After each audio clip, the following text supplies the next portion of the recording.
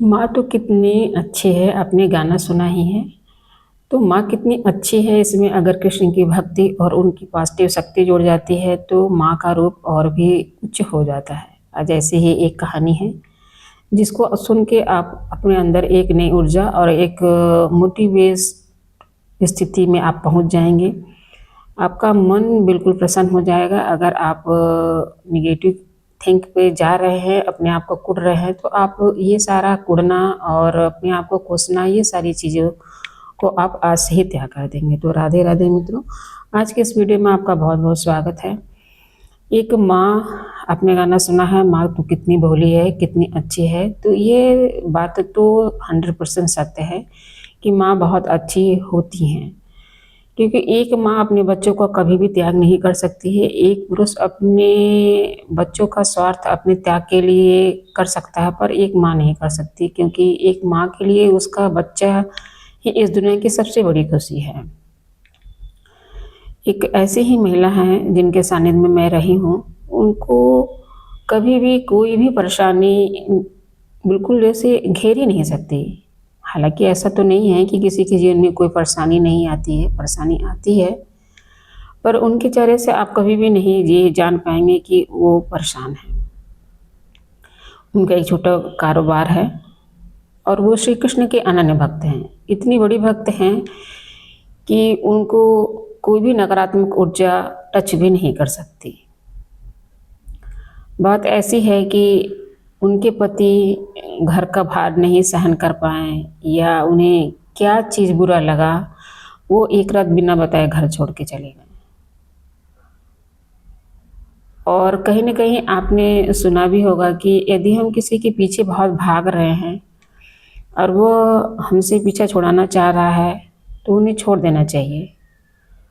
जितना उनके पीछे भाग रहे हैं, उतना अगर हम श्री कृष्ण के पीछे भागेंगे तो निश्चय ही हमें शांति और एक ऐसी ऊर्जा का अनुभव होगा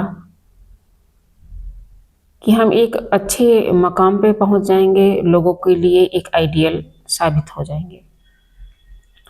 हालांकि वो पति उनके छोड़ के चले गए, तो एक महिला के लिए आप सोचिए कि किसी के पति का छोड़ के चला जाना बिना बताए, बिना कोई गलती बताए वो चले जाते हैं, तो मन में कितनी तकलीफ होती है। 100 विचार नकारात्मक उठते हैं कि हमसे कैसी चूक हुई, कहाँ हम गलत रहे, उन्होंने इतना बड़ा कदम उठाया। हम ही नहीं सोचते, समाज भी हम पे आरोप लगाता है कि आप में ही कोई कमी है कि आपके पति आपको छोड़ के चले गए। आपने ही कुछ ऐसा कहा होगा या आपने ही कुछ ऐसा किया गया होगा। महिला के ऊपर ये आरोप उठते ही उठते हैं। ये नहीं कोई जानने की कोशिश करता कि आखिर कमी कहाँ रही, सीधे डायरेक्ट चलो महिला पे आरोप लगा देते हैं। पर उन्हें पता है कि समाज तो ऐसा कहेगा ही, तो इसलिए वो समाज का तनिक भी चिंता नहीं करती कि वो मुझे क्या कहता है। क्यों नहीं करती? क्योंकि उनके अंदर पॉजिटिव एनर्जी कूट कूट के भरी हुई है। और ये एनर्जी आई कहाँ से? श्री कृष्ण की भक्ति से ये एनर्जी उनके पास आई। वो श्री कृष्ण के अनन्य भक्ति हैं और करती भी हैं, क्योंकि उनके घर एक लड्डू गोपाल विराजमान है, वो नित्य उनकी सेवा करती हैं और उसके बाद अपने कारोबार पे हो जाती हैं। ऐसा नहीं है कि वो कभी भी अपने कारोबार को ज़्यादा प्रायोरिटी दी और कृष्ण की सेवा को बाद में नहीं, वो सब में बैलेंस करते हुए चलती हैं। इतना उनके अंदर ये पॉजिटिव चीज़ मुझे अच्छा लगा कि वो सब चीज़ में बैलेंस करती हैं। घर में उनकी माँ है, वो भी बीमार है, वहाँ भी वो बैलेंस करते हुए चलती हैं। कृष्ण की सेवा पूरा करते हुए अपने कारोबार पे ध्यान देती हैं। उनके कारोबार से बहुत सी महिलाओं को रोज़गार मिला और मिल भी रहा है।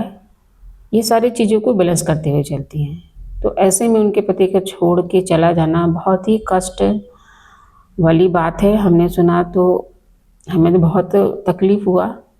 मैं उनसे मिलने गई, उनके फेस पे बिल्कुल भी कोई सिकन नहीं है। हमने पूछा, दीदी या आप ऐसी बात हो गई कहीं, तो अब उसमें हमारा क्या दोष है? नियति है जो करवा रही है, हमें उसे भोगना ही है।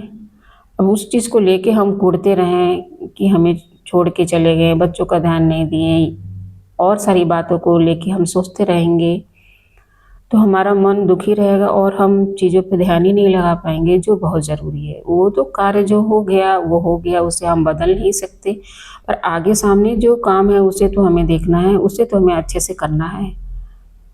हम वो चले गए, हमें जो कार्य करना है हमने वो किया। अब ईश्वर की मर्जी, श्री कृष्ण की मर्जी, वो जो चाहते हैं वही होगा। हम अपने से कुछ भी नहीं कर सकते हैं, ज़बरदस्ती उन्हें खींच के ला भी नहीं सकते। वो स्वतः ही आ जाएंगे। उनके मन में ये इतना दृढ़ विश्वास है कि वो जहाँ भी होंगे सुरक्षित होंगे और वो वापस आएंगे। इतनी पॉजिटिव महिला है। अगर हम लोग साधारण महिला, हम लोग जैसी महिला होती तो ज़रूर रोते गाते, चुपचाप बैठे रहते, खाना नहीं खाते, सब कुछ काम छोड़ के बैठ जाते, सोचते रहते हैं ऐसे हमसे क्या गलती हुई, क्या कमी हो गई, क्या कमी हो गई कि उन्होंने ऐसा किया। पर वो नहीं, वो समाज से कभी नहीं डरती हैं, क्योंकि उन्हें अपने ऊपर विश्वास है कि मैं सही हूँ और मेरा काम सही है। हम कभी भी कोई गलत नहीं करते, ना वो झूठ बोलते हैं। सही बात, वो बिल्कुल झूठ भी नहीं बोलती हैं। तो सारे लोग उनका रिस्पेक्ट करते हैं, जेंट्स हों, लेडीज़ हों, बच्चे हों, सब।